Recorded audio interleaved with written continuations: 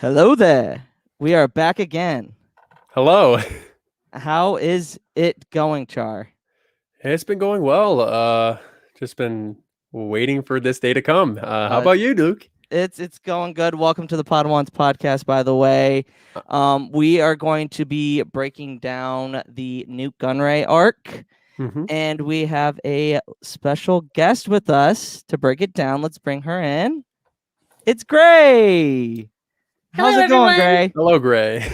Very good day. I really like your background. It's really, Thank really you. awesome. So Gray, whenever we bring so this is like our first actual guest breaking down the Clone Wars. So you're our first ever Oh. guest. So what I'm gonna ask of every guest that we have is how did you get into this little thing that we call Star Wars, and like what's your favorite memory and what really got you into the whole fandom? When I was young, we didn't have like TV and movies and stuff really. And I watched some like Star Trek and whatnot. I only got to watch Star Wars with my buddies a couple times as a teenager. And so I didn't really get into it until the prequels came out and I saw them in the theater, all Oh, three of okay. them. And I would get dressed up. I'd go buy like a prequel shirt and I would do my best. I was only, I don't know, 17 or 18 at that point only. and and so I went to those and I just fell in love with the everything they could do on screen. That the starfighters looked real, the Gungans looked real, everything just looked so real. And I was amazed. And then I watched Clone Wars and everything changed. I Yes. became utterly obsessed with Star Wars at that point.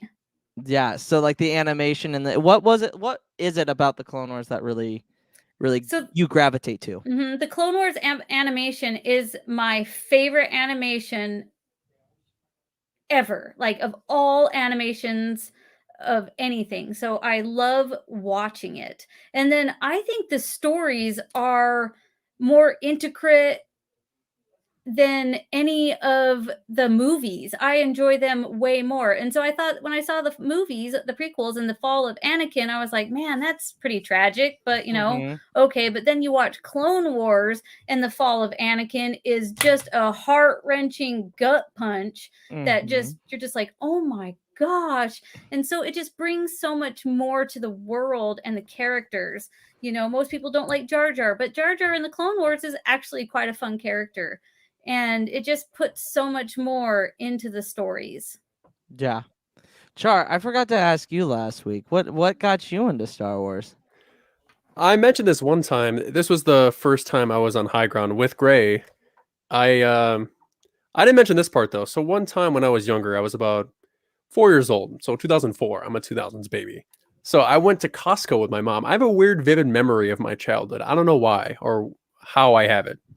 So it was me and my mom. We go by this box that's at Costco, and it's filled with these white sticks and chrome hilts. And I'm like, wait, what is this? Can I have one, Mom? And she said no. And I'm like, oh. And then one time I was watching TNT and Attack of the Clones came on. Like I think it was a couple weeks before Revenge of the Sith released. So that was the first time I ever seen anything from Star Wars. So that's my story. Yeah, and like I'm a 90s baby. So like we've almost got every single era here. Yeah. So that's really good to have like a good base of cuz I was born in 80. See, there I we was go. thought about in the 90s at least. Yeah, Yeah. you were thought about. Yeah, you were thought about. You weren't yeah, you were just a twinkle in your daddy's eye.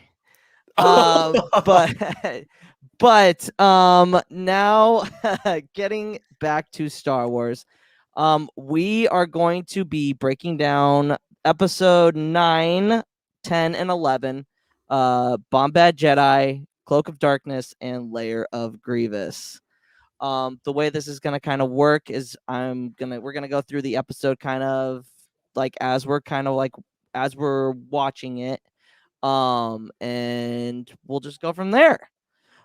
So episode 9, Bombad Jedi. Let me look here. Give me a second.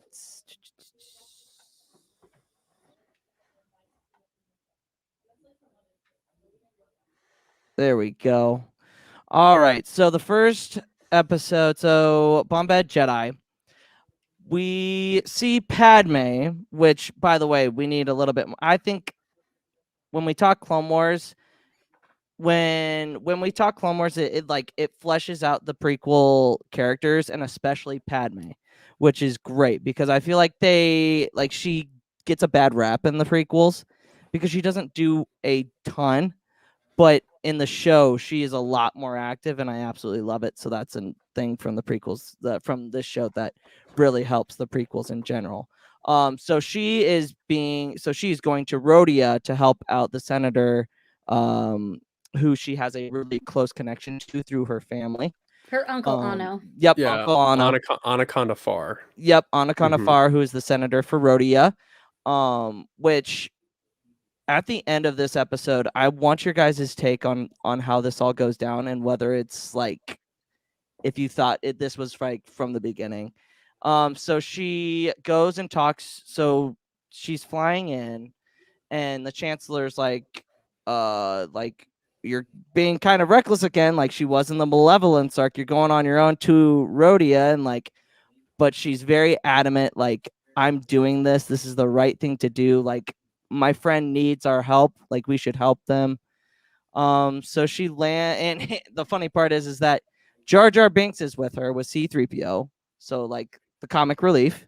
And the Chancellor makes note that only people that are qualified should be taking part in these talks. And Jar Jar hits a button and completely takes off autopilot of the ship. And like right from there, I was like, oh no. Oh no. I thought it was so funny too, because when Palpatine tells Padme to only bring in qualified people to talk about these delicate peace talks, it relates back to her choosing Jar Jar to take her spot in Attack of the Clones, which is ironic because Palpatine wants her to remain qualified during these talks, but at the same time, that's exactly what Palpatine wanted from the beginning. Yeah. So it's like, it relates back to, it heavily relates back to Padme choosing Jar Jar. And the funny thing is, she knows that Jar Jar messes up a lot. Like, once we get later into the episode, when she was like, oh, droids, no. And then Jar Jar. Yeah. We'll talk about that later. But yeah, she knows that Jar Jar messes up a lot. I have that jotted down. It was my favorite line. Yeah. Yeah. Yeah.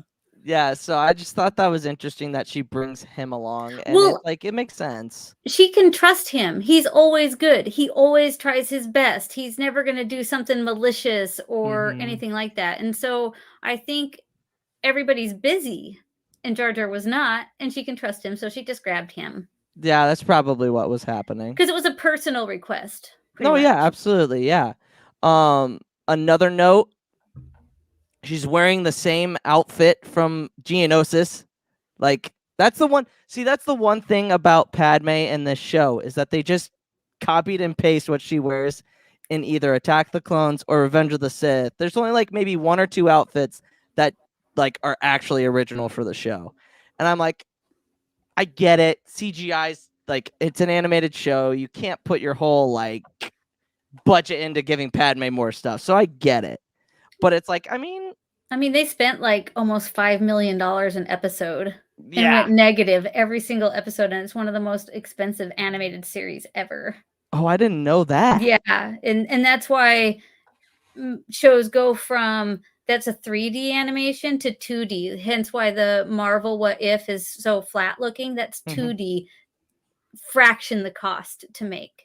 Okay. So that okay, I'll give him a pass since I didn't know that. I'll give him a pass. So yeah, she's wearing the kind of similar stuff to what she did in the Attack of the Clones. So we land on the planet of Rhodia. She meets up with Uncle Anno. They have a back and forth.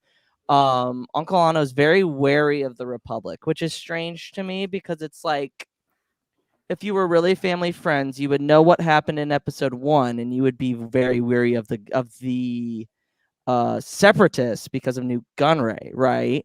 And that's why I think that this was part of the plan that we end up finding out later. Well, I think he was only leery because his needs were not being met and his people Mm-hmm. were starving and dying. Yeah. And so I think maybe he was just fine with the Republic until he realized only the important planets are getting what they need and the less important are not. And the Mhm. Separatists are like, hey, we'll take care of all the unimportant planets. So I do think he switched. Yeah, At and that that's point. very much how Dooku started out the Separatist Alliance, was like Mhm. saying, you guys aren't, they don't think you're important enough. Right. And so they just were like, hey, I'm gonna make you a priority. Come join my side. And that's really how this whole thing started. So it kind of makes sense. But from there, so Padme starts talking to Uncle Anno, saying, just give us some more time. We have to get the process going, and we'll get stuff passed through the Senate. And he is very wary because it's like he knows how the Senate works and how long it takes to get bills passed and stuff like that.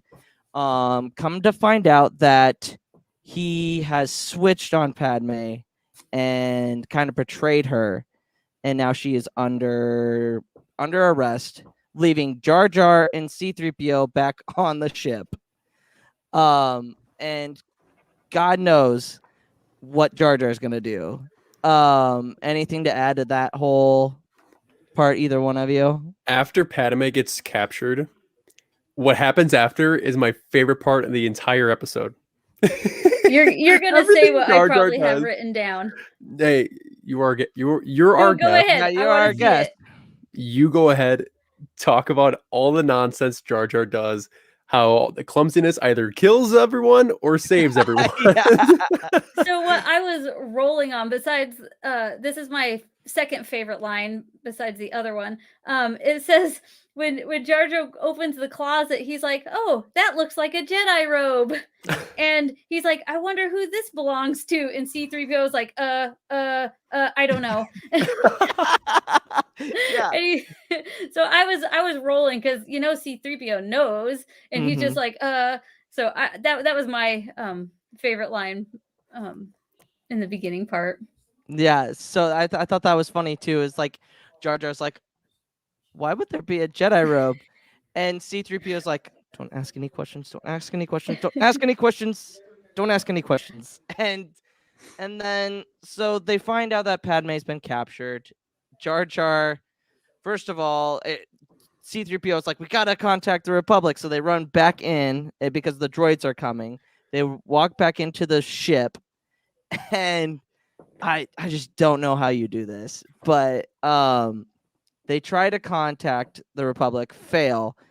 Jar Jar tries to grab C-3PO while the landing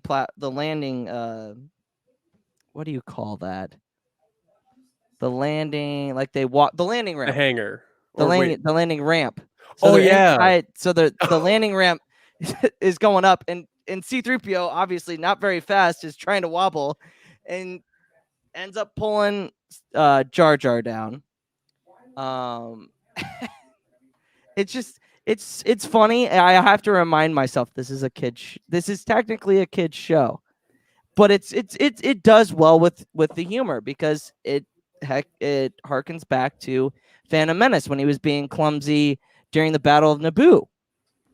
And so they end up defeating the droids, but also destroying the ship in the process. So and when C-3PO was stuck by the little magnet thing that ended up Yes. destroying the ship, he said, "I have a very bad feeling about this." Yes. So that's you can't have Star Wars without that saying.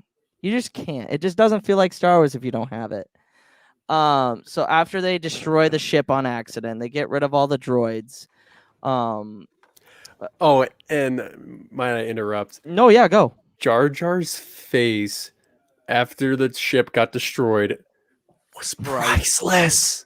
Yeah. Was priceless. He's like, all you see is whoop, and then he just like, it's like like a 2-second frame of just him just opening his mouth and just looking. Yeah. Oh man. So then we go back to Padme. And she's being led into the holding holding cell. Gunray shows up, kind of does his, haha, I finally got you after 13 years. I finally got you. Like, I wasn't able to get you in the last 3 years. I tell you what. But it's so funny to see Gunray have that disdain for Padme. It's just like it never ends with that guy. That's because she foiled him in the prequels. Foiled him twice. Yep. But so he shows up. They take her to the holding cell. They don't have a ton of guards on her, and I mean, you would think Gunray would be like, we should probably put more than 3 battle droids there. And so after we get the shot of Padme going into the holding cell, what are your guys' kind of thoughts of that whole exchange between Padme and Nute Gunray? I think she seems like she's not going to take any crap, and she knows she's going to get out of it, so she's just kind of taunting him. Mm-hmm. Char? Yeah, I think Padme's righteous. Like she's got that that attitude where she's like, I'm not afraid to go up against you. I'm not afraid to fight you. She will do whatever it takes to succeed in a mission. Mm-hmm. And one part in particular that was funny was when Jar Jar and C-3PO are going to save her, when Jar Jar's climbing up the wall, and then you have C-3PO kind of like try to navigate through. Mm-hmm. One line C-3PO said was so funny. He was like, For all I know, Jar Jar might get captured, or worse, me. And then the camera zooms in on his face. Like, yeah, it's like this episode is full of hidden gems. Oh yeah, absolutely, yeah. So Jar Jar being, you know what, the smart move of Jar Jar was to definitely grab that Jedi robe. Yeah, for sure. Mm-hmm. So as Padme's getting walked to the holding cell, Jar Jar and C-3PO kind of get in the middle, and they say, "Oh, look, a Jedi." And Jar Jar like turns around and is like, "Jedi? Like where?" And it's like, Jar Jar, you are the Jedi. You're not doing a very good job of being a Jedi. So they start shooting at him, and it's just like from the old Western, like, dance, guy, dance. Like, and he gets away and leaves C-3PO to obviously get captured. And the thing about Jar Jar is like the Rhodia is really close to the same kind of swamp as Naboo, which they say in the beginning of the episode. Jar Jar tries to communicate with the animals, and they get something thrown at him, and he's like, this ain't the same swamp. But it is. Like he's very good in the environment. So I think that's why this episode works and makes his character grow a little bit more. Because he is clumsy, but he's also very witty. He's able to use his surroundings. He gets I forget what the worm monster's name is. Bungalow or something? I think it's Bungalow or something. But he ends up using his intuition and being able to be in the same environment. It really does help him in the end. And that's why the tag at the beginning of the show was heroes are made by the times. Mm-hmm. So it's by his situation. He became the hero of that situation. I thought that was pretty cool. No, yeah. And those are always hidden gems, like the first beginning of the episode. They always, I mean, if you don't really pay attention to it, you kind of miss the symbolism of what's going to happen in the episode, which I think is one thing that Clone Wars was able to do. Like, that's what makes it different than a lot of the other animated shows, is that it has that Star Wars thing that combines it with the prequel trilogy and everything else. Mm-hmm. But what other things you guys have to add from this point? That episode, I know that Jar Jar didn't use a lightsaber, Yeah, but him with the robe was totally Darth Jar Jar fan service. oh, Let's be honest, it was secretly implying it. The episode was okay. It was decent. It had, a good story, plot, everything. yeah. Right when Jar Jar puts on that robe, and you just see that close up of him, you don't think of anything else but Darth Jar Jar. Oh, There's yeah. nothing else you think of because that theory has been pushed for years. And you see him with his eyes just like, Yeah, pretty let's go much. save. We said go save Padme. Yeah, and I don't remember if I'm pretty sure Ahmad Best did voice Jar Jar. Am I correct in that? I think so. And I don't know if I'm correct on this, but I think D. Bradley Baker voiced Anakarna Far. It sounds just like his voice, but I'm not sure. He definitely. It wouldn't surprise me. That guy is. I might have to look this up. But so we end up. So we get back to Padme, and she's in the holding cell, and the droids are talking about a Jedi, and she starts acting as if the Jedi's already in the holding cell, which doesn't surprise anybody because she, like Char said, she is witty, so she's using that to outsmart the droids. She's just so great in this episode, and she uses the lock she uses the pick, the typical. You got the hairpin and it works all the time. Pull out the boot. Yeah, It's like a typical James Bond escape, you know? Yeah, absolutely. That's what it made. That's what it kind of gave me, like James Bond vibes. I wasn't surprised for her to just karate kick that droid in the face and take his gun. So, and I love how she was messing with all the droids too. She was like, "Oh, thank you, Master Jedi. Thank you. Oh my God, thank you so much for rescuing me." And then they're like, "Quiet, quiet." Yeah. B2 battle droids, not the brightest ones. And when C-3PO was on his way to the communications room to send the transmission, there was a part that I laughed really hard at.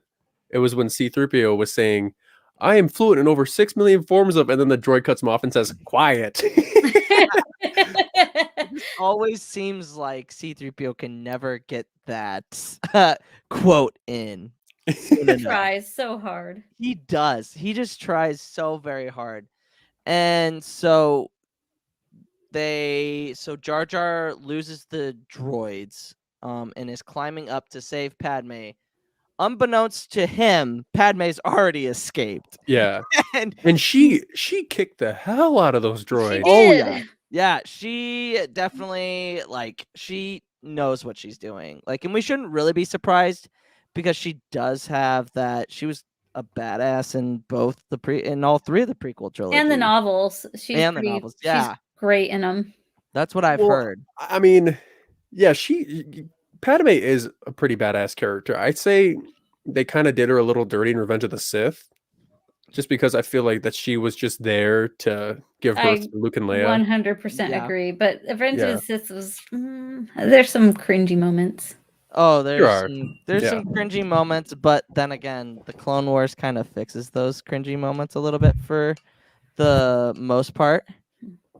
But so I don't think it necessarily fixes them, but it kind of covers them up in a sense. Yes, yeah. It kind of makes it a little.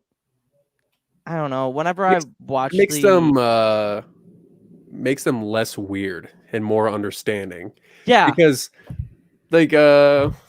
there's some scenes in Attack of the Clones and Revenge of the Sith that are kind of covered up because in Clone Wars you find out how Anakin grows up and how he is. Even in the what's his name? The old Clone Wars, the 03 animated series. Oh, the Tartakovsky Clone Wars. Yeah, you see how Anakin is like, and then when you see him in Revenge of the Sith, you kind of see him develop more. But continuing on with the main topic. I'm sorry, go off on a tangent. No, you're good.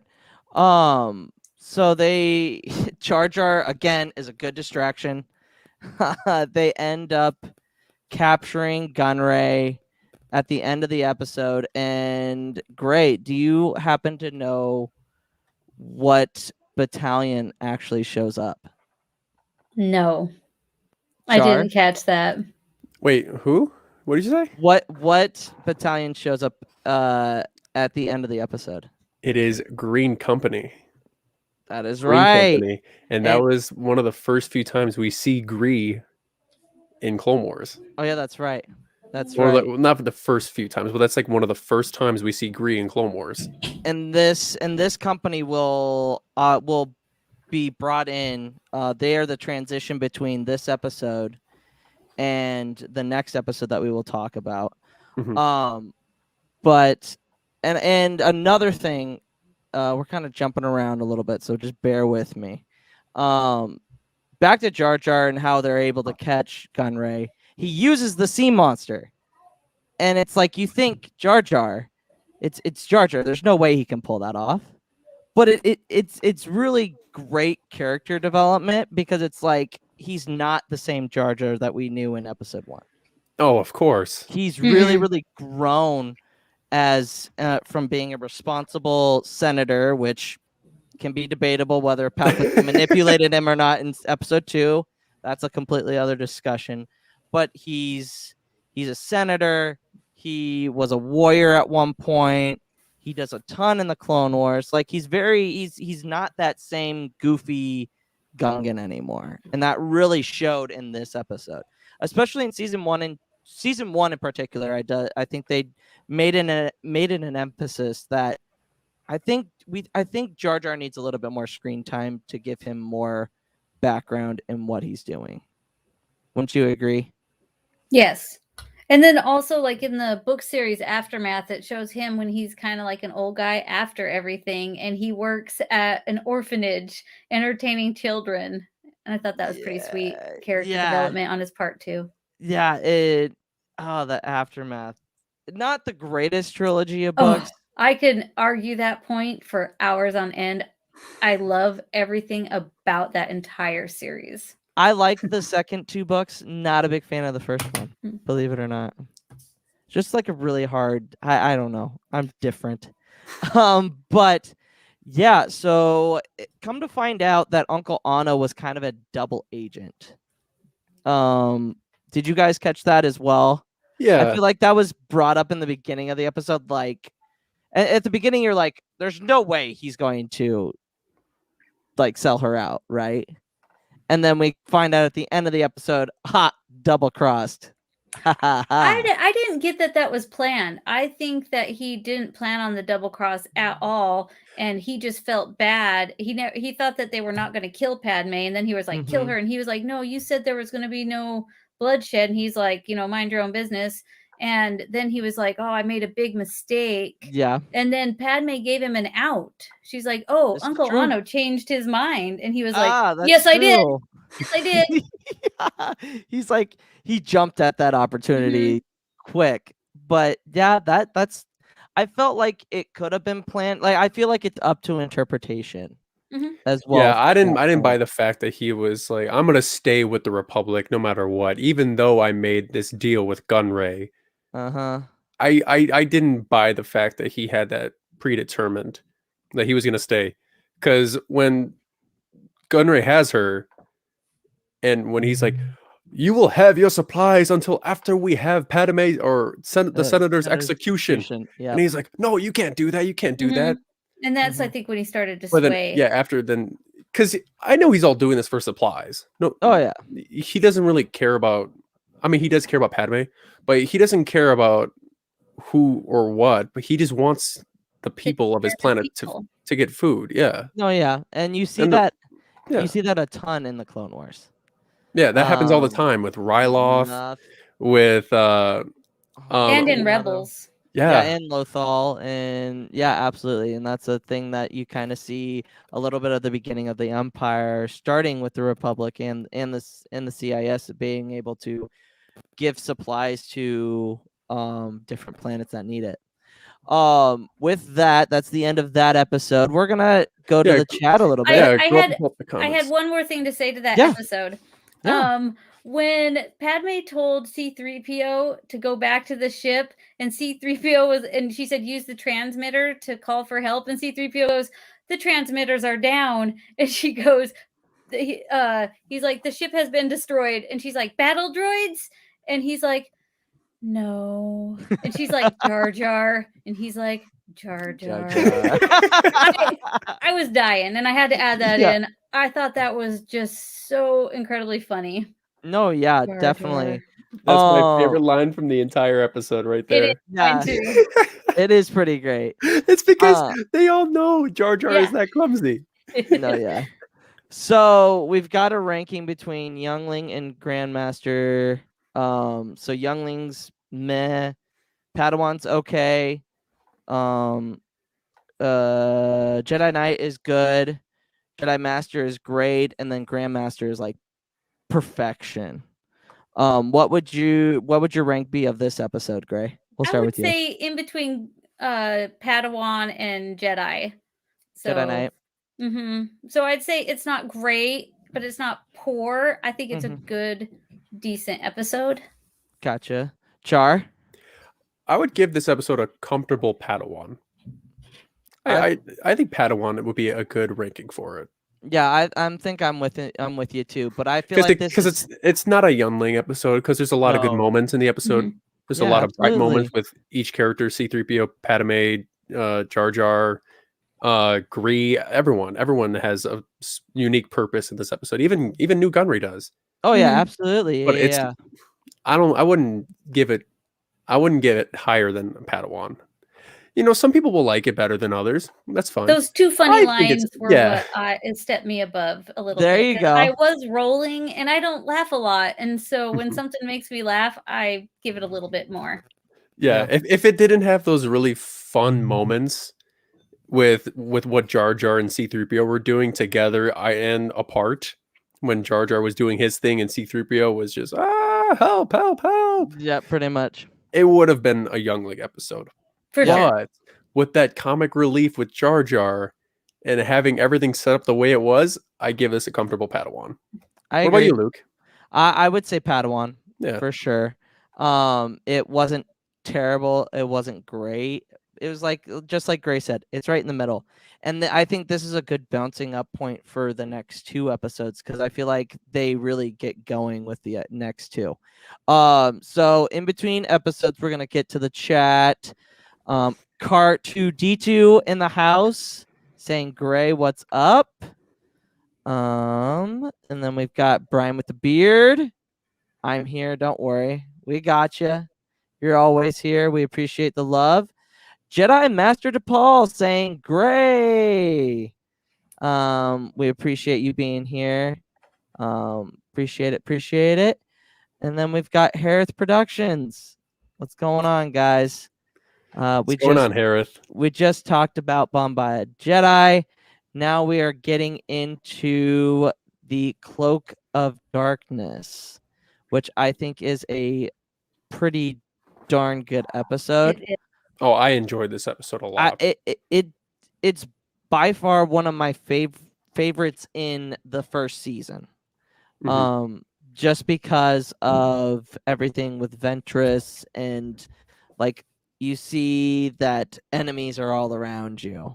And I even think that there was a line that they said in the beginning, something about that, the fact of enemies are always around you. You don't know what to expect or something. I don't remember the exact beginning, but yeah. The title card was "Ignore Your Instincts at Your Peril." Okay. Yeah. So yeah, that kind of fits into it as well. For sure. All right. So after capturing Nute Gunray on Rhodia, he is transported with Jedi Master Luminara Unduli and Ahsoka Tano to Coruscant, where he can stand trial. So we get a shot of the Jedi cruiser with the ship coming in. Luminara is talking to the hologram of Captain Agaris, who is a Coruscant guard.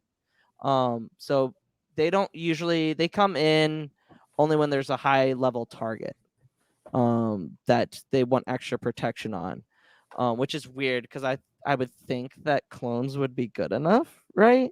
Because they're not gonna betray the Republic, or so we think. But they land on the Jedi cruiser. Gunray starts trying to persuade the clones, like, "Oh, I can make you a very rich man," and one of the clones is like, "Yeah, right, Gunray. I think I'll take my here's some chances." handcuffs. Well, I think the Emperor Palpatine would have assigned that one guy because he was trying to free Gunray, and so he was probably like, well, the guards would never betray their oath, but this regular dude would. So he probably put him on there with the hopes that they could bribe him out. No, yeah, absolutely, and that's what ends up happening later down the line. So Luminara and Ahsoka bring him into the holding cells, and Luminara starts doing like the mini interrogation, acting like she's getting into his head, and he's not phased, but he is phased kind of a little bit. And then Ahsoka just goes all bad cop, turns on her lightsaber. Yeah, I'm going to gut you like a Rogarian swordfish or Rogarian fish if you don't tell us what we want to know. She's definitely Anakin's Padawan. Oh yeah, for sure. I wrote down in my notes for this. I said Ahsoka lashing out on Gunray was a pure reflection of Anakin and what he has taught her. Oh yeah, because no other Jedi would do that other than Anakin. Oh yeah, and the implementation of Luminara was the counterbalance to it, because it's just like Obi-Wan and Anakin, but this time it's Ahsoka and Luminara. Well, because Luminara is very by the book, very much by the book, where Obi-Wan's kind of like, they're more like guidelines. Yeah, you know what I mean. Luminara is kind of like that crotchety, grumpy old geezer, staunchy lady, and the other ones are like the young, cool, fun ones. Yeah. But and I thought it was, I mean, obviously it was kind of interesting how Luminara pulled her aside and said, "Jedi do not use threats." And Ahsoka's like, "I wasn't actually gonna do it." Like, kind of like when when a little kid gets caught by mom by telling a little white lie. Like, I wasn't actually going to do it, Mom. Like, I know what I'm doing. Just let me. We're not going to get the information if he's not scared. And it sort of works. Like, Nute Gunray's like, all right, I'm willing to negotiate my terms. Because it's like all the way through, especially in the prequels, we see that he's kind of spineless. He's not really the big bad, as we find out, because he's a puppet. And you really see that in this episode. Yeah, he says that all the time too. He's like, "Oh yeah, I'm just a pawn." Yeah. No matter what, if he's getting captured or if he's getting sliced in half, he always tries to get an out and tries to be a survivor. But from that little section, Gray, what did you find that was like the most interesting, or something that popped out to you? Just basically how Luminara was so by the book, and Ahsoka jumping in like Anakin, and how she's always frustrated with Ahsoka like the entire episode, but it ends up coming back at the end, and I'm not going to skip to it, but just basically that just stuck out to me, that it's not Ahsoka learning in this episode, it's Luminara is the one learning a lesson in this episode.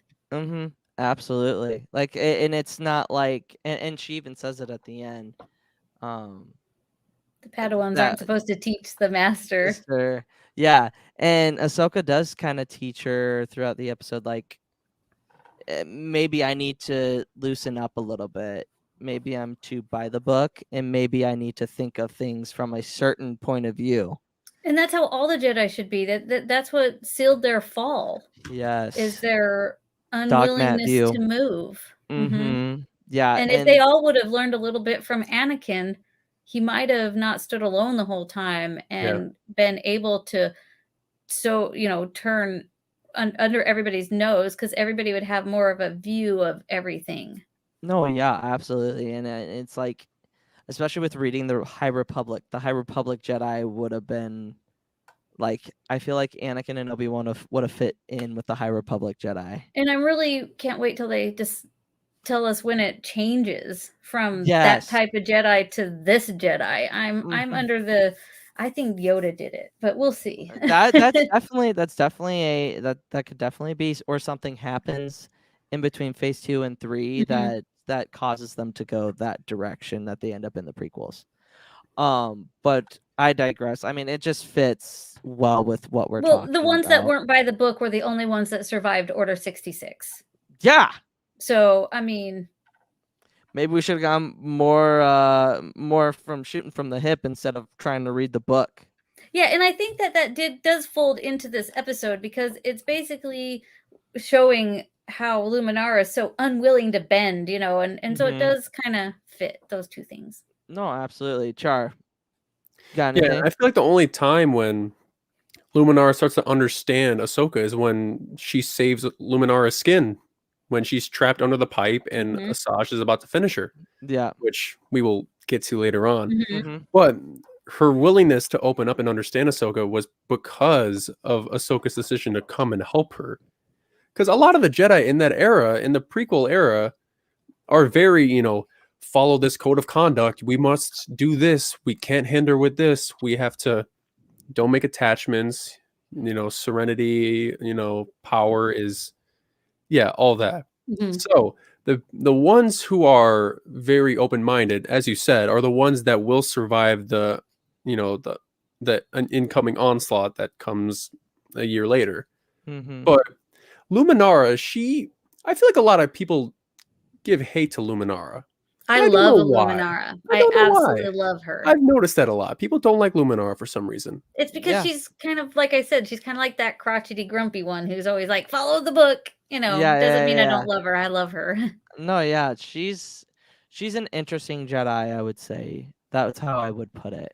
She is very by the book, but she teaches Ahsoka and even Anakin later down the line some valuable lessons, and they give her not Are you advice, referring but to the Geonosis arc? yes, which we will get to in a couple of months. Well, no, yeah, go ahead, Gray. The Martez sisters, you know how the Jedi were chasing Zero the Hutt and that's what killed her parents? Oh, yeah. Maybe because Luminara was the one that was going after him and told them about, basically just may the force be with you and just left those kids. Yeah. And then she had her Padawan who turned against the Jedi. I always thought maybe that situation with how they stranded the Martez sisters were the one that turned her against the Jedi, and when she finally was going to formulate her plan to bomb the temple and stuff. That's absolutely that's something to really think about. I've never really put two and two together. That's one thing that I wish I would know more about is like how some of these arcs put into like do we actually see Luminara try to catch Zero the Hutt? I don't remember. I would have had to go back and watch that and pay attention. I meant to do that. I don't think we do. I don't think we do either. I think it's like an off. Well, obviously it's an off-screen thing from what the Martez sisters tell us in season 7. But I never really. I guess I didn't really pay too much attention. But I will now when we get to that episodes. But back to the episode. So as they're discussing the tactics, the entire ship shakes and they're under attack by the Separatists. Of course, because why not? And they have the droid fighters and the boarding ships. And I think the boarding ships are one of the coolest ships mixed with the droid fighters. That whole battle scene was amazing. Yeah, I agree. Yeah, and it's just like the Separatists aren't like the most formidable, but they can make plans. I tell you what, they are pretty good with making plans. So they board. A lot of the droids make it to one of the levels. And they are able to take out the clones with a little resistance, but not too much. So they're able to get through. Once all the droids have either been taken care of or have moved through, Asajj, as her typical spy, jumps down. And gets spotted by one of the clones and ends up decapitating the guy. Which when he says, "Oh, the copy, there's a bald lady," gets pretty ganked. And one thing I think we missed too is the first little connection between Dooku and Ventress. Yeah, because during why am I botching this? The hologram of Palpatine when they're talking with him and Dooku. And what word does Dooku call Ventress to Palpatine? Assassin. My assassin, or yep. Yeah, and she's like, well, she has failed us before. And I was like, I assure you, she will go by the notes or by the book or whatever. Something he says that. And then she comes in, and then you understand what Dooku's plan is for the future. That's the first one of the first times we see Ventress and Dooku contemplating about what the future is going to be like, and if you do this, you will be worthy of my apprentice. And he said, "Don't fail again, my child." Yeah, and Dooku's very, very menacing. Like whoever they got to play Dooku, well done. Clone Wars Dooku is terrifying, where prequel Dooku was meh. In my opinion, he wasn't scary to me. His actor was fine, the voice was fine, but he just was not terrifying. Where to me, every sound that comes out of his mouth in the Clone Wars is quite creepy. Corey Burton did a really good job with Clone Wars Dooku, and I think the Dooku that we get in Attack of the Clones, not so much Revenge of the Sith, because we only see him in a fight scene. Him in Attack of the Clones, I say he's more diplomatic than we see him in the Clone Wars, because Clone Wars he's in countless amounts of fights and war plotting, and he's much different than what we get in Attack of the Clones, and that's what we get for our real taste of Dooku, because we don't really understand Dooku. The only thing we understand is what his goal is. From what he was telling Obi-Wan when he was captured, because he just wants more power, but he doesn't. He will do whatever it takes, but at the same time, he just wants to. He has a secret plan in mind, but he's not afraid to reveal his true intentions. Well, and it was always the intent. Dooku always thought, why don't we just get Kenobi? I feel like Kenobi's a lot better than Skywalker. Why are we after Skywalker? And it's kind of funny how it always turned against him. Yeah, Qui-Gon spoke very highly of you. Yeah, it turned on him real quick. And I believe is it canon that his thoughts were, if he were to take over for Sidious, he would have turned the Jedi all into like the Sith army? Is that still canon, or is that I don't legend? know that. I don't think so, because it might have been in the fact checkers in the chat. Chat, anybody can confirm nor deny the Dooku trying to make the Jedi into Sith army. I thought there was it was either in the if that was a thing, I feel like it would have been very unlikely. Yeah, I don't know. It might have been. Seem like a viable plan. If that was what he was thinking of, because what are the odds of him turning a bunch of Jedi into the? Because it would just, one, it would deviate the rule of two. Yeah, and two, why a Sith army? It's like that's true, but I mean, look at the Inquisitorius though. Those are just servants of Vader and Palpatine. I really enjoy Dooku, Anakin, and Obi-Wan's banter.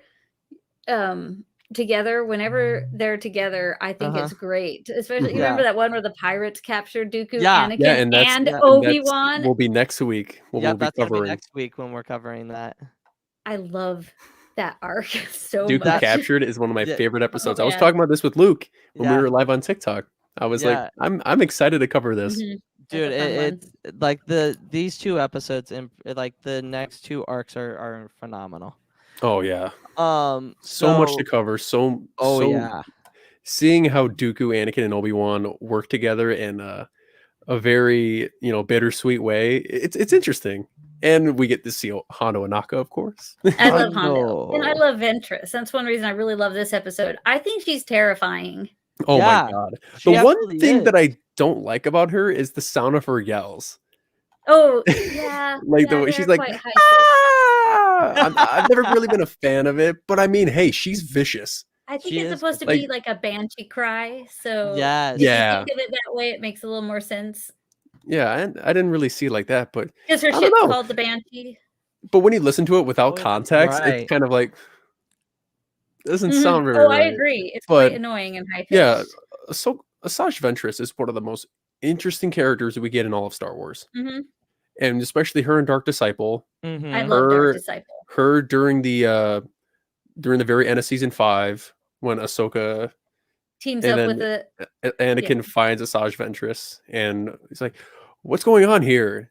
and she's like, my lightsabers were stolen, and I was like, wait, by whom? By whom? And then they go on a huge investigation, and then we start to understand, because once Dooku abandons her, we see the path she's taking with being a bounty hunter. And well, and then she always has a good side, because even when she was a bounty hunter, remember when she locked that little girl, she locked Boba in the case and let the little girl go. So, yeah, you know, she has a good side. She always has. And that's probably why she didn't last as Dooku's assassin.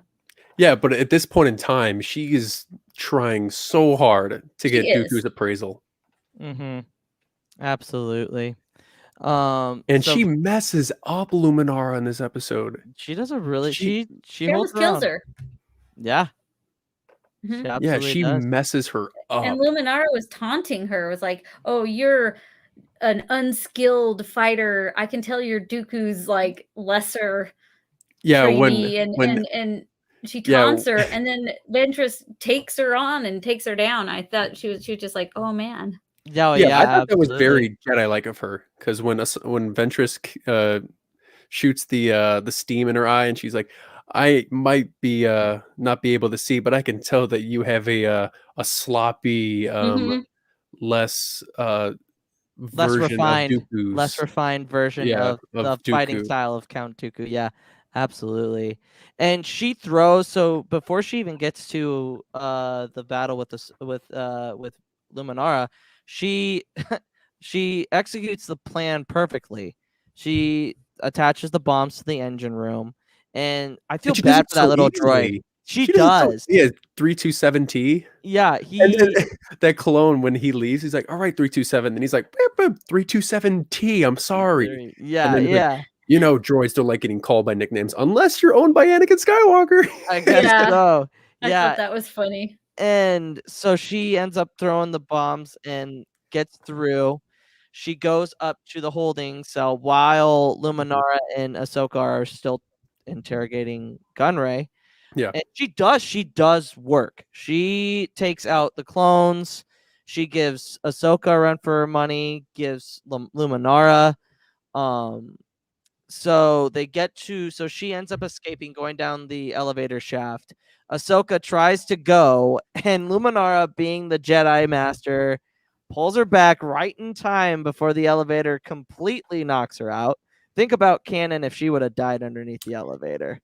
I had a hard time believing that situation, because Togrutas have like echolocation type hearing through their Montrals, and their Laku and Montrals work together in tandem to echo it into their ears, and so I don't see how she didn't hear that coming down.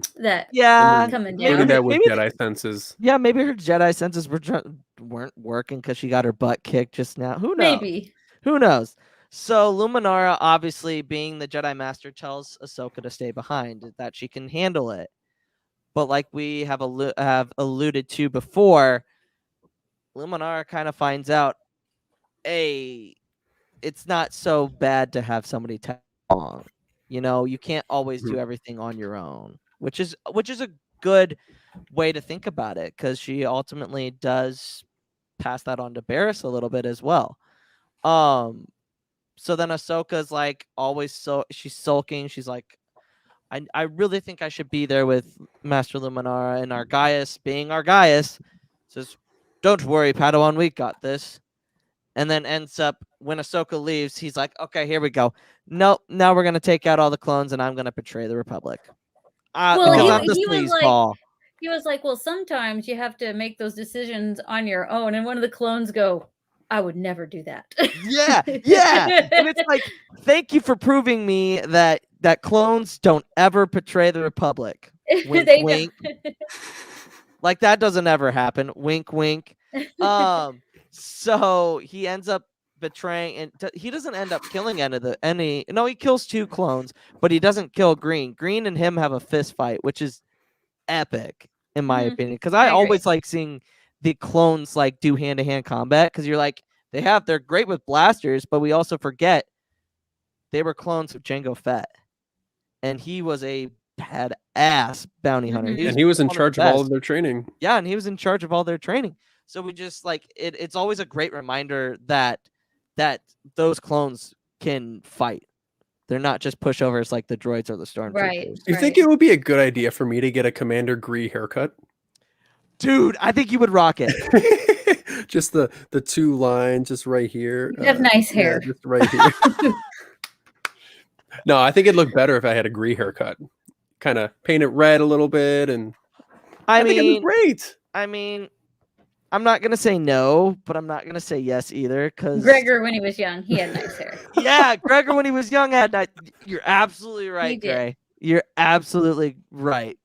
So back to Ahsoka. She ends up getting down right in time, to help out Luminara after the. So the thing with that the pipe's falling on Luminara, and then she cuts it out. The one thing I'm like, geez, Jedi must have like really strong bones, because I'm like, there's Like no a way you're. concrete thing that just goes clunk. Yeah, I'm like that would break your leg. You would. No way would you be able to stand. And it's just like, wait, I forget it's Star Wars. Nothing really makes sense. So I just gotta get that out of my mind. Well, Ben Solo used the Force to hold in that blaster shot from Chewbacca. So maybe That's they true. do, and she did get squished by it. So maybe her mind was more focused on making sure that she survived being squished over. I don't know. That's true. I just gotta stay with it's Star Wars. It's not real life. Just stop thinking about it that way, and I'll be better off. But I mean, they both. So with Ahsoka coming in, she force pushes Ventress pretty easily into the pipe. And Ventress is like folded in half. Yeah, and gets shot down a tube. I just thought that was quite funny. Yeah, it's like pretty easily. I was surprised yeah. how easily she was pushed. I think that's just because she was surprised. Yeah, that's true too. Ahsoka is very much. She is at this point she is a Padawan, but I think she's I think she's a higher Padawan than most Padawans are. Like she is more. Oh, absolutely. And Luminara mentions it at the very end of the episode. Yeah, for sure. And that's why they gave her to Skywalker, I think, is because she was so advanced. Advanced. Yeah. And I think the reason why Asajj Ventress was pushed that easily was because I think she was so engaged of finishing off Luminara that Ahsoka pushing her just completely caught her off guard. And that's why. But yeah, at the very end of the episode, we find out, because when Luminara and Ahsoka are walking together and talking, Ahsoka's like, well, what happened to Padawan Tano? And she was like, well, I guess I'm forgetting the dialogue, but yeah, we see you taught me something. That's where we see the growth with Luminara. Yeah, it's like you can learn from anybody, younger or older. You can learn from anybody. Yep, you can always. Old dogs can learn new tricks, and new dogs can learn old tricks. You know what I mean? And that's where the respect comes in. So Ahsoka and Luminara are able to handle Asajj pretty easily. She gets away. She escapes. Gets picked up by Argaius. Argaius arrogantly says, "Oh, we really did a good job on this one. I'll make sure your contributions are noted with with Count Dooku." And then she does the most like bad guy thing, like Sith thing. All right, here we go. You're dead. Just straight up lightsaber through the back, like oh. And I'm like, very similar to what Grievous did. What Grievous did to Connacht. Yeah, when they captured R2. Yeah, yeah. It's like you're separatists all the way, or you're nothing. Yeah, if you're getting paid by us, we're not paying you. Yeah, we're not paying. We're not paying you. We don't need that expense. We're just gonna bamboozle you, think you're important, and then you're just done. Yeah, with Grievous destroying droids left and right, we can't have the expense of another spy. We just can't afford it. Oh, and the way they set up the trap with Argaius, and New Gunray's like gets the intercom or the comlink beep. He's like, "What is that, Senator?" Or what is that? I forgot what. Yeah, what is that, Captain? Oh, oh, don't worry about it. And then all of a sudden you hear, and then I'm like, oh, really? Really, Argaius? Are you gonna do that to us? Yeah, pretty. And then, which I'm confused because when they're about to fight, Argaius grabs Gunray and uses him as cover, but at the end they're like, "I need you alive." I'm like, "You're literally trying to use him as protection." Which one is it? You're gonna kill him. Which one is it? I Come was- on, man. I was confused. Maybe he's new to being a double crossing agent. Maybe Yeah. this was his first time and he just wasn't thinking. Yeah, and when they escape on the ship, when Argaius gets killed by Ventress, it was so funny because Duke Gunray is like, I thought very highly of you, Captain.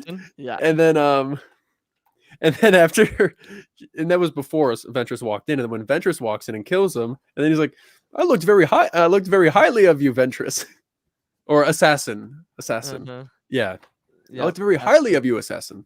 Yep, absolutely. I think And they I'm said like, assassin about 5 too many times in that episode. Though. Yeah. Yeah, It's like we I get have it. to say. I'm like, We- I know she's an assassin like 5 times ago. Come on, man.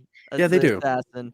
like we That- understand she's an assassin, but she's First season clunkiness. I Yep. just chalk it off to first season clunkiness. Oh, the yeah, first 2 seasons of absolutely. the Clone Wars, they have fun moments, but it's just the animation is just it's a little slow. It can I'd be a say. little slow, but it picks up. Mhm. So now ranking this one, Gray. What's the ranking for this episode? So Jedi Master is good. And It's then like what's above Jedi Master? Grandmaster. Like, you ever Is played fantastic. ever played Jedi Fallen Order? No. I don't No? play video Okay. games. There's Oh, too many no. buttons and I get confused by it. Because when I was on last week, he was talking to me about how to rank these episodes, and it's very similar. Pardon me. It's very similar to the ranking. It What, is. what am I talking? It's very similar to picking the difficulty options in the game, because the Oh, highest okay. you can go is Grandmaster, and the youngest or the lowest I think is Padawan. Yep. I think, yeah. Yep. I think it's Padawan, Knight, Master, Grandmaster, Grandmaster. something like that. I But would it's say very in it's very between similar. Knight and Master. So not like good and great. I would put that one Okay. in between. Yeah, I was gonna say a Knight, but after this conversation, I'm gonna put it the same location on the spectrum as Gray did, because I think this episode was really good. It showed a lot of growth with Ahsoka, showed a lot of growth with Luminara. Mhm. It gave us a taste of how vicious Ventress is, I loved Ventress. with in how that she episode. almost took down the entire starship by herself and killed however many people. Yeah. But yeah, and seeing how close, and then at the very end of the episode, when Yoda's like, we have enemies among us, or yeah, the enemies that they have are closer to them than you think. Yeah. And it's ridiculous how true. unaware they are. Yeah, it is. I would say it's a Jedi Master for me. Like after the rewatch, especially with like Luminar and in the back and forth that she has with Ahsoka and that building that character. Yeah. I really, really, really liked it. I really enjoyed this episode.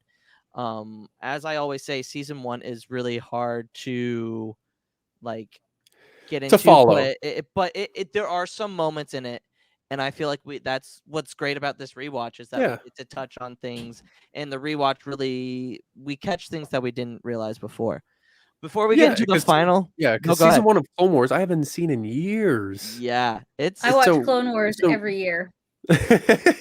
Everyone to can't be as cool Well, as start you, to finish Craig. once a year, every year. Yep. that's Yeah, seen I it haven't many seen times. season 1 of Clone Wars in years. Like, I usually watch season 3 up till 7, but it's just I haven't seen season 1 and 2 of Clone Wars in a long, long time. Yep, And watching them absolutely. again and talking with you guys, it's just it revitalizes my memory a lot. It's I enjoy awesome. it. It's awesome. Darth Chaco is in the chat. Go check him out on High Ground and Dyad. I recently just faced him in trivia. Tournament champion right there. Yeah, tournament champion. It pains me to say it. He beat me by 10, which is impressive because it was pretty neck and neck for a while there, but then he also took it. And he says he needs him alive, but he can get shot. There you go. And then he also says, also hello, Gray. I can just see Chaco saying that. But yeah, I'm gonna give it a Jedi Master. But yeah. And now for the finale of the arc, Lair of Grievous, which I think is a underrated episode because Grievous as a character, you don't know a whole lot, and we still don't have a ton of backstory on who he is, what he did before he was General Grievous as we know him in the Clone Wars and in Episode 3. And then we get some other character development for some other characters. So we start off with Gunray has escaped, obviously, from the last episode. The Jedi Council has dispatched Kit Fisto. So if you guys don't know who Kit Fisto is, he is the guy that smiles all the time with the tentacles. He's great. He's a Nautolan. Yeah, he's a Nautolan. From Glee and Selm. Oh, which is no. He does not know how to play the Valacord either. Yeah, he doesn't know how to play the Valacord either. But at least I assume. Yeah. So he is tracking Gunray to the Vasek system. He contacts Luminara back on the Jedi cruiser, informs her that that he has tracked Gunray to that system from the homing beacon from the transport that they had stolen in the last episode. Luminara informs her that his old Padawan is on the surface of the planet, and Kit Fisto, in typical Kit Fisto fashion, with the smile on his face, is, "It'll be good to see Nadar again." And he lands, and we see that his Padawan was a Mon Cala, which is very fitting for Kit Fisto. Another Aqua. Yeah, another Aqua Jedi. Like the Jedi are really good at putting. Thank you. They're really good at putting like kind of, how do I want to say that, like creatures together, or but like except they choose their Padawans. They do. Yeah. I thought the council you don't was get assigned Padawans. That was just Skywalker. Yeah, I think the only time where it was like known whose Padawan was going to be whose was Barriss, because the Miri Allen race, as if you're a Miri Allen Jedi, and you usually take in Padawans that are the same species as yours. Mm-hmm. So that's why Barriss trained Luminara, is because they're the same species. That's insane. And I feel like that's very similar to what Kit Fisto did. Is because they're both able to fight in very similar biomes. No, because they can fight underwater, they can fight up top, they can fight anywhere. Yeah, and training him to fight underwater is a lot easier than training Ahsoka Tano how to fight underwater, because they can both live and breathe underwater. So yeah. So then he meets up with his old Padawan Nadar. He apologizes for not being able to see him go through his trials, which obviously is very common in the Clone Wars era, because a lot of masters weren't able to. A lot of the Padawans were moved from or didn't have to take the trials as often. They're not really. They needed more knights, so they just pushed them forward. I like how Nadar was like, "I am going to fight with you side by side as masters instead of your Padawan." I just thought that was a nice line. Yeah. When we see Nadar on Vasek, when he pulls off his hood, he sounds so noble and sophisticated, and then like 5 minutes later he messes up. When we'll get to that, but it's like. Yeah, he's when you're under the teachings of Kit Fisto, you learn a lot from him of how passive he is when it comes to confrontations. Oh yeah, absolutely. And later on, this is one of my favorite episodes in Clone Wars, just because of the very end. But the character development between the characters that are all involved is just great. Yeah. So as they stumble on a door, both the clone scouts and Nadar are trying to debate how to get in. And in typical Kit Fisto, he's like, "There's always another way."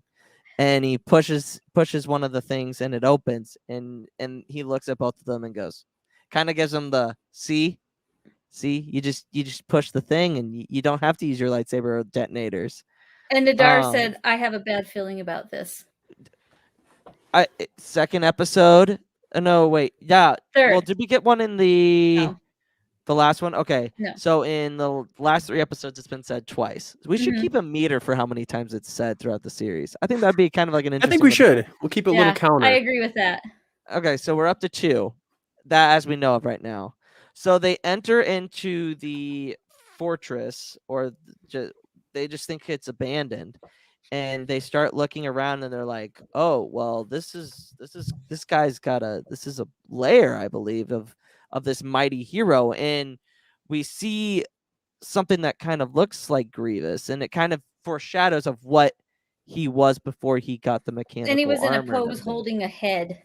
Yeah, which was really, really ominous. And it's kind of like this was Grievous before he gave into all of the mechanics and stuff like Yeah, that. that's what his name is. What is it? Kwaimain Jai Shilal, I think. So. Yeah. Yeah, like that's Kwaimain Jai Shilal. I know. Yeah. That guy, I don't know that And guy. then other statues was him in 2 different dueling poses. Yeah. So, and then they finally get to like the repair. I think they get to the repair part, or they see all of his extra armor,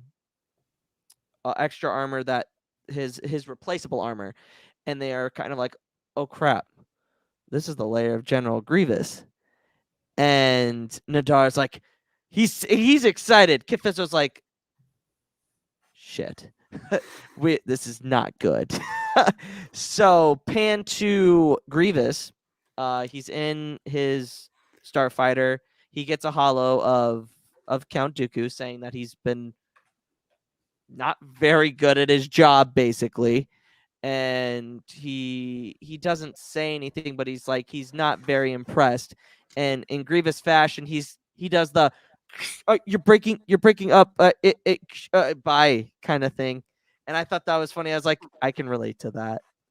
And that intercom transmission was very interesting too, was because I put this in my notes too, because Grievous was talking about how Dooku was like, I want you to kill more Jedi. And then Grievous is like, I only receive a few battle droids. Which is true, because a lot of the times when he loses, it's because he doesn't have a big garrison with battle him. droids. Which is ironic, because when they're on Utapau, he has everybody. Huge amount of droids. Yeah, and I think that's because he is in control. But he chose himself to take on. But yeah, and he had his. If you notice, he had his guards on Utapau, and he doesn't usually take them out of his lair. Yeah. And when he's other places, he just has the B1s and the B2s. Yeah. So I just wish, like, there's been many times throughout the Clone Wars that if Grievous had more droids with him, he would have won easily. Yeah, absolutely, no doubt. Yeah, especially with the droids are R3 episode. Yeah, they are expensive. So there's not like an endless amount of them. They only give everybody so many. Yeah, that's true. So, and I can't remember if it's before they've discovered Grievous's lair, but they think they have Gunray. Then it's a hologram when they take out all the battle droids, and then Dooku shows up, and he kind of gives a little monologue, like back to what Char was saying about Dooku. He's very like the see what I can do. I can make plans. I can do the evil like the Battlefront 2 Palpatine victory pose. Yes, that face. And I think that's when they discover that it's Grievous. I think I might have jumped ahead, because there was that part where Dooku does the transmission before the Jedi show up, and then he contacts Grievous. Oh yeah, when he was kind of portraying as Gunray. Yeah. And he's like behind the chair. He's like, "Oh no, not the Jedi! Stop them now!" And then Grievous is like, and then not Grievous. Dooku's like, "Hello, my friends." Yeah. But Gray, you got anything? Not on that part. Not on that part. Yeah, it's just so cool how deceptive Dooku is sometimes. No, yeah, he just tools with them. Yeah, he is. And then when Fisto and Nadar and Green Company walk closer and closer, they're like, "Oh, this is Grievous's lair." Okay. I would just say, pay attention to Nadar's cockiness. It just keeps getting more. Yeah, and more it does. Yeah, and Kit points it out too. He does. He's like, "Well, maybe you're the one who has changed." Yeah. Yep. So as they get closer, Grievous actually enters the lair, and he is kind of thrown off, thinking, why are there Jedi and clones in my lair? This isn't good. And the Jedi and the clones do a pretty good job with handling Grievous, because they have the upper hand. For sure. They like got him by his legs and yeah, once they found out that it was Grievous's lair, they planned ahead really well on how to prevent him from doing anything bad. Yeah. And they do, like I said, they do a pretty good job. He ends up having to cut his own legs off, and I mean, that guy's got upper body. Like, he must be doing like massive pull-ups, because the guy is just going from thing to thing. I'm like, dude, that's not fair. I wish I had that type of strength. Yeah, and even because I know Grievous loses hands from time to time, but when he loses his legs, he's still he's still vicious. Yeah, absolutely. So after he's been kind of bamboozled, he goes back to his repairs, and he's like, why are my guards done like that? Why aren't they protecting me? And the droid comes in and goes, I thought that was you. They were remotely deactivated for charging. Yeah, for charging. Great. Awesome. And Grievous is just like, okay. He growls. He's like, ugh! Yeah, he doesn't even think anything of it until like he gets everything repaired, which, by the way, that droid is funny. I have that wrote down. It says his doctor is very funny. Yeah. I thought that droid's hilarious. Yeah, he's just like, if you wouldn't get into these situations, I wouldn't have to repair at your job. Yes. And then he's just lying on his desk, just like, rah. Yeah, he starts yanking off his helmet, and he's just like, And I love the way the droid walks too. He's like, oh, hello, good to see you. Yeah. Droids make Star Wars, man. It wouldn't be Star Wars without droids. I put like Star Wars at a 10, and what makes Star Wars, I put droids like at 9. And then you go to the Jedi, and I love droids. Star Wars is nothing without droids. The first characters we see in Star Wars are droids. Yep. Yeah. It's like they're so important. They provide comic relief. They help us with the plot. They do everything. Yeah, I love them all. Now you got like a K2SO who is there for comic relief, and then you have I even like droid episodes. Then you have droid-centric episodes. And then you have a character like R2 who saves everyone's skin. Yep, it's absolutely. Droids are so essential. Oh yeah, absolutely. A Star Wars movie. So Grievous ends up getting his repairs. He goes to his control. Dooku calls him back and is like, so I hear you have Jedi in your lair. And Grievous is like, you son of a bitch. So you deactivated my guard droids. Yeah, you brought them in here.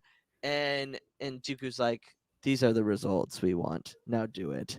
And he's like, he slams on his desk, turns off the hologram, and gets Gorg. Isn't that the Gorn? Gore. Yeah. Gore. Gore. G-O-R. Gore. Yeah, Gore. Oh, Gore. Who is a armored dinosaur thing. That's what I will call it. Dinosaur thing. Well, it's a Rogwart. When he first came into his lair, Grievous, when he first came home, he was like, Gore, like he was supposed to be running around, but then he knew Gore was in his cage and let him out. So I was kind of confused by that. So was I too. And it's like, so you're just gonna let that thing like run around like my dog? Like, yeah, you trust that thing? That thing's dangerous. Like, and then I have to think to myself, it's Grievous. I forget that he's Grievous, so he's able to do that stuff. But so he lets him loose. He gets the Jedi into the mini battle arena to take down this thing, and it does a number on the clones, and the Jedi are able to take it out semi easily. But I thought that the way that they used Gore was good to show. And this is shown throughout the episode. It shows Kit Fisto what is the flaw of the Jedi now. You really see, especially when Nadar is really headstrong on fighting Grievous himself and doing all these things, it kind of gives Kit Fisto a thinking of, this is what we've done to the Jedi now, and he's kind of like taken aback. So they defeat Gore. They head down the hallway. And Grievous and the man guards get to kind of intercept them a little bit. Kit Fisto hits the door to the control room. He says, "Nadar, come with me," and he says, "I'll hold him off." And he's like, and they bicker back and forth. And then Nadar finally just doesn't go with him, and his arrogance gets him killed. The doctor shut the door and locked them apart. Yep. And Nadar ends up facing Grievous. And of course, Grievous doesn't win honorably. Pulls out a blaster. He pulls out a blaster. He's so dirty. But that foreshadows Obi-Wan pulling the blaster on Grievous and doing him dirty. It's so uncivilized. So uncivilized. Throws it. But yeah, I mean that's Grievous. He doesn't play fair. He doesn't fight fair. He is the droid commander of he's gonna win by any means necessary. But to see Kit Fisto see his apprentice die and the way he did it, you kind of get that sense of, I could have prevented this. And it kind of gives a little bit of foreshadowing to Obi-Wan and Anakin in episode 3. Like when Obi-Wan looks at Anakin and sees him lying there, he wishes that he could have done more. And I feel like you a were lot my of brother. Yeah. I love you. Yeah, pretty much. And I feel like that's a big thing with Jedi and former apprentices in this era, particularly because Dooku goes away from the Order, and that's something that Yoda always regrets and thinks about. Obviously Obi-Wan not being able to save Qui-Gon, and then Obi-Wan with Anakin, and then Anakin with Ahsoka, and Kit Fisto with his. Like, and it's eerie how that kind of culminates in the Clone Wars and in like the prequels in general. Because as we're told from Yoda in The Last Jedi, failure is the best way of learning. And it's just like when Ahsoka was like, "You can't save your master," to Ezra, just like I can't save mine. So the Padawans are trying to save their masters as well, but they couldn't. Yep. Char? Yeah, I think, Grievous always fights dirty. Yep. He always does.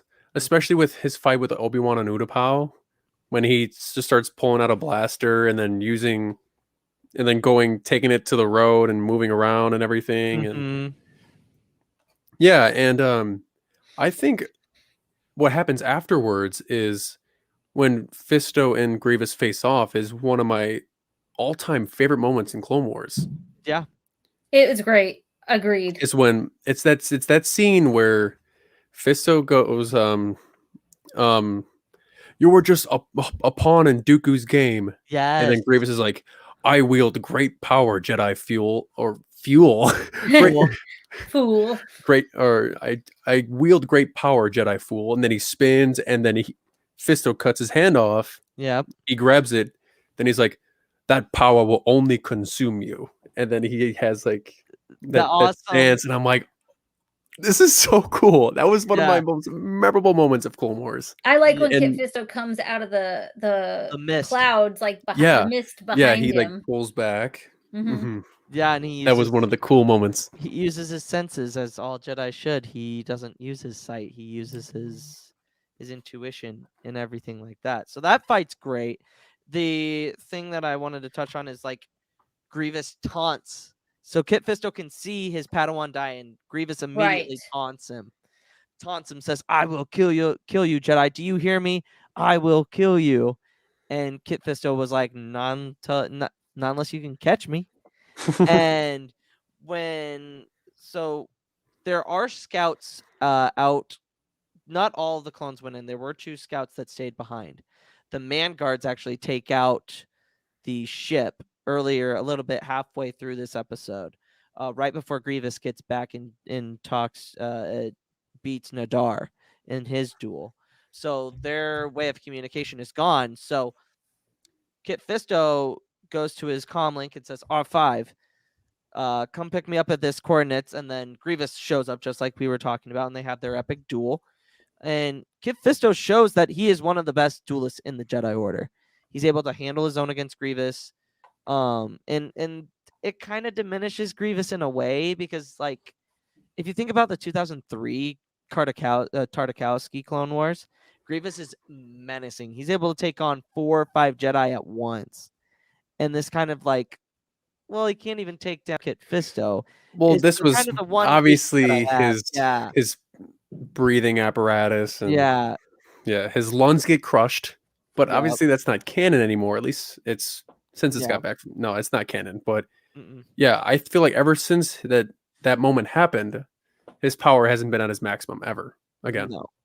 No, not really. But like, don't get me wrong, Grievous is still a formidable opponent. yeah, it's just I feel like, And I feel like that's one of the reasons how Ahsoka survived when we were talking about that one time with the Battle of the Droids. yes, It's because that his status as a fighter is not as what it used to be. yeah, I always absolutely. wondered. I was just like, Ahsoka's so badass. She can like hold her own with Grievous at Yeah. 14. Yeah, Yeah. and it's like, and Grievous is supposed to be the head of the droid army. Like, that doesn't, I don't know. That's something that I've always kind of had like a inkling ever since I saw the 2003 Tartakovsky and how well he was, like, how menacing he was in that.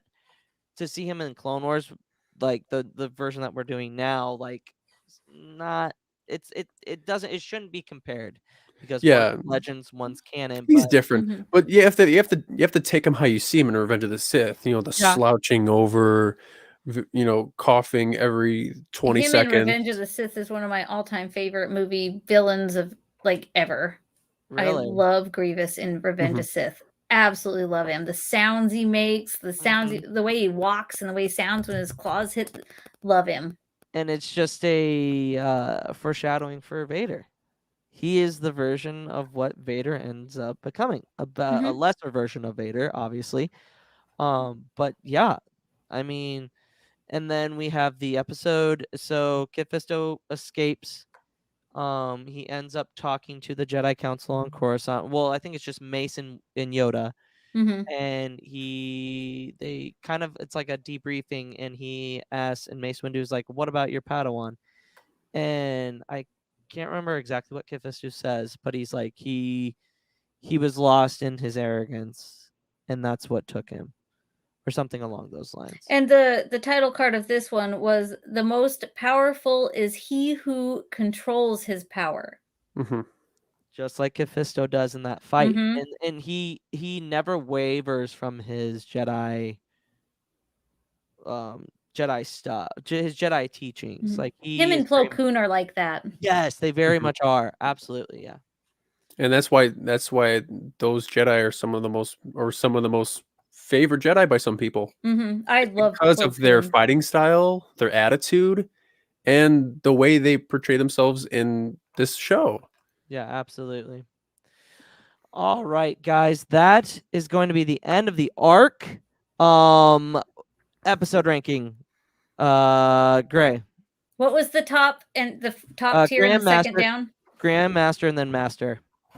I would say that's is Master the top or the second to top? Second to the top. I would say it's a Master.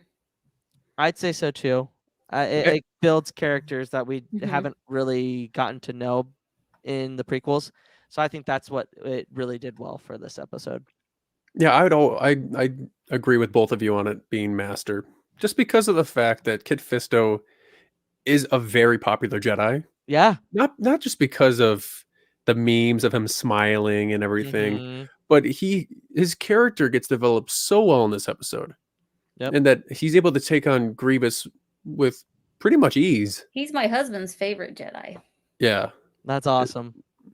Yeah, a lot of people love Kit Fisto. Oh yeah. And absolutely. showing his composure, his sophistication when it comes to conflict, it's not very, and he sounds it's not so very common to Rastafarian. see it. Yeah. It's not very common where you see a Jedi like that. Oh yeah. Who's absolutely. very controlled and laid back when it seems to get too out of hand. No, yeah. Which absolutely. it's like when you see Anakin, when what happens to Obi-Wan, you see how he reacts, and then you see how Kit Fisto reacts, what happens to Nadar Veb. Yeah. and it's vastly different. Oh yeah. It's so different seeing how Absolutely. cool Kid Fisto is. Yep. So Absolutely. Definitely agree. We're gonna touch on a little bit. We don't want to keep Gray too long. Okay. So we got some notes. We got actually big news. we don't want to So- hold you captive, Gray. Yeah. We got a trailer or a snippet of the KOTOR game that is going to be a remake. They're starting from the bottom up, but are gonna try to keep the same things from the old game. I have never played KOTOR, but if I get a PS5, that's what will be getting. Will that make it Um, canon? Will it be that's canon what- at that point? That's the question I was going to ask you to. Do you think with the remake model, do you think that they could make some of these things canon, or do you For think they could sure. make it all canon? For sure, There's they've tried to pull potential. some of that stuff in already. This might be their way to start it. I'm not sure. I like to watch video game playthroughs. I don't actually play them. I watch the So do I. playthrough for Fallen Order and stuff. So I definitely would watch that and be interested. I love Bastilla Shan. I love her. So Mhm. I play Galaxy of Heroes. Oh, Yeah, gotcha. I saw your comment about Yeah. the droids and Grievous. I remember that. Yeah. Yeah, there's Jar? definitely a big opportunity that could happen to make or the parts of the Old Republic canon. I mean, Revan's canon. I mean, The because mention of him, yeah. yeah, it's because of the Sith Trooper legions and Rise of Skywalker. Mm-hmm. So there's Bane's some canon. Yep, Mhm. Bane's canon as well. Yeah, also he was in Clone Wars too. His spirit, but Mhm. not him. Yeah. But yeah, and Dedu is canon. Yeah, there's a few Trooper legions, and also Nihilus isn't canon though. I just Nihilus don't isn't think canon. Disney would put out anything that's not canon. Yeah, Or I games, agree. anything. I don't think anything. And if they want, they can always go, because with books, the shows always trump canon than Yeah. over books, And Yep. so if they find something that kind of hinders them a little bit, they can still do whatever they want. Doesn't really yeah. matter. Which I found it to be so surprising that they would even remake this game, just Mhm. because it's like very similar to them remaking The Force Unleashed or Mhm. Republic Commando. I mean, they kind Yep. of remastered it a little bit, but I mean, it's Do you think it's they're going like to put a regular show out with it or something, like to build it up? Or is it I just don't going to think be, oh, here's so. your. I think that they have a big schedule on shows, but Mhm. I think it's a possibility that they could bring Revan into it for sure. I think this could be a step in the right direction for bringing Revan in. Because I know But that's what it's everybody wants. yeah, I think it would be if you and this is the fan casting, get Keanu Reeves into Star Wars and make him Revan. I see that all the time, and I wouldn't mind it. I don't really know a whole lot about the Revan that's a character. lot of people's biggest wishes. Keanu Reeves See in Star Keanu Wars Reeves in in a general, Star Wars movie, Or- not specifically to play Revan, but just Yeah. Keanu Reeves. or I agree with that. or Kit Keanu Reeves Harington. could easily play Kit Fisto. Ooh, Kit Harington And- is a possibility. I think hope. I think Kit Harington would be a really good Revan, but he's kind of short. as Mhm. it's A said lot of in, actors are short. They just film them to look taller. that's true. Yeah, just Like just lots have the and lots of them are. just have the different angles of the camera. Yeah. Like Mhm. have it like going from the down up instead of from the up down. No, yeah, Make him look absolutely. more menacing and longer. I mean, look how big they made Thor and Loki look in the first Avengers. They looked like giants almost. Yeah. That is true. Very It- true, Gray. Well, I mean, don't get me wrong. Chris Hemsworth isn't short. Yeah, No. but they filled up the entire back of a pickup truck and then made Yeah. it was they were huge. They were like Yeah. 9 feet tall in that episode, Yeah. that movie. Yeah, absolutely. But guys, that is going to be an episode. Gray, thank you for coming having me. on. Can't wait to have you on more. We've definitely got you booked for a couple of things, and we're gonna be seeing you again. Don't worry. But Gray, where can the good people find you on social media? Good I'm ones, on not bad TikTok. ones. I'm on TikTok. I'm Dawn Gray. Kind of slow moving this summer, but I'll get back into it more now. let's get Gray to 1,000. I think she's an interesting and fun follow on TikTok. And she's got some great takes. If you want Star Wars, Clone Wars content, she's there. And books. She's awesome. I do a lot of the and novel books. stuff. And books. So if you're looking to get into that, go follow her on TikTok. It's awesome. So she'll be on here probably 3 or 4 more times. It's gonna be awesome. I follow her. Luke I do follows her. too. Oh yeah, Yep. Luke follows her. Go do the same as us. Yeah, Go click the yeah, follow button on her page. yeah, She's absolutely. Great person to listen great person to listen to. I've been messing up with my words all day today. It's Hey, all I do good. that It's just too. been one of the- I used to stutter really bad, so you'll catch me going, and then I have to start over. No, it's all good. Yeah, but yeah, please go follow Gray. Yeah, it's gonna She is be. a She's Thank you. great person to follow when it comes to Star Wars knowledge. Yep, Because absolutely. the first time I met her was because I was on High Ground on Chaco's podcast with her talking about canon books. And she's got such a brilliant mind. I really thank you for coming to join us today. Oh, thank you for having me. I enjoy visiting with you guys and doing these shows. Anytime I'm invited on, I'm very I love it. Thank you. Absolutely. Char, where can the good people follow you?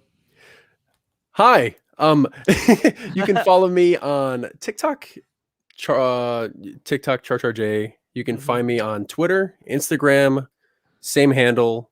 I don't really post much Star Wars stuff on my Twitter. Same with my Instagram. It's kind of like my personal stuff, but Yeah. like sometimes I go off on a tangent on Twitter and say a bunch of rash things. Mhm. Yeah, so it's like when it comes to like if someone because I retweeted like the Old Republic trailer and the you seen the Blues Clues thing? Yes. I actually totally watched that today, and I loved it because my Blue's Clues guy is Steve. It always will be. Oh my god, I was laughing so hard to see him. Yeah, I went off to college, but I never forgot about you. I was like, why is this such why am I feeling like this? I loved it. I don't know if you guys are making fun of it or No, I used to okay. watch Blue's Clues all the time Yeah, when I Blue's was I Clues did. was the shit. I'm a huge fan. All my kids grew up with Blue's Clues, and like I said, Steve was my favorite. There you go. We just got a letter. Letter. We just got a letter. Oh man. We're Star Wars podcast and we That's- turn this into a Blue's Clues. Yeah, we talked some Blue's Clues. But you guys can follow me on TikTok, Instagram, and Twitter. TikTok at the Podwans Podcast, Twitter at Podwans, and the Instagram at the Podwans Pod. That is going to do it for an episode. Gray, thank you again. And for Light and for Life, we are all the Republic, and May the force be with you always.